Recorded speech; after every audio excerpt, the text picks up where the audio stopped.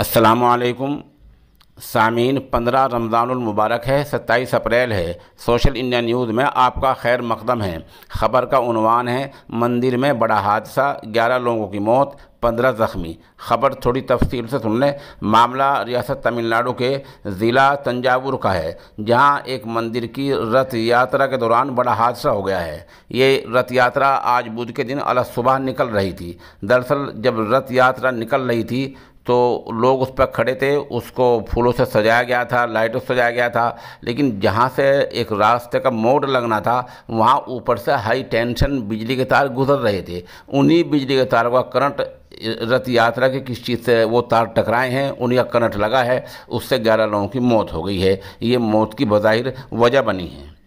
रियासती वज़ीर आला M.K. स्टालिन ने हादसे पर दुख का इजहार किया है और मरने वालों के वरसा को 5-5 लाख रुपए देने का ऐलान किया है और साथ ये भी ऐलान किया है कि वो लगभग 11:30 बजे उस जगह का दौरा करेंगे और हालात का जायज़ा लेंगे।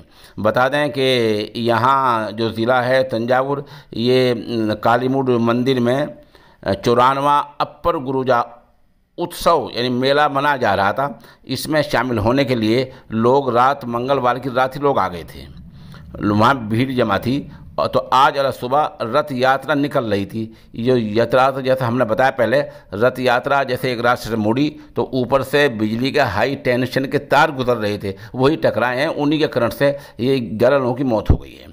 उधर पुलिस का कहना यह है कि आमतौर से रथ यात्रा वाले रास्ते पर बिजली की सप्लाई बंद कर दी जाती है, लेकिन इस साल ये सप्लाई बंद नहीं की गई थी। इसके मामले की जांच की जाएगी। बड़ा हादसा हो गया है, दुख की बात है। और वहाँ जो आला अफसरान हैं उन्होंने FIR दर्ज कर ली है और मामले की जांच की जा रही है।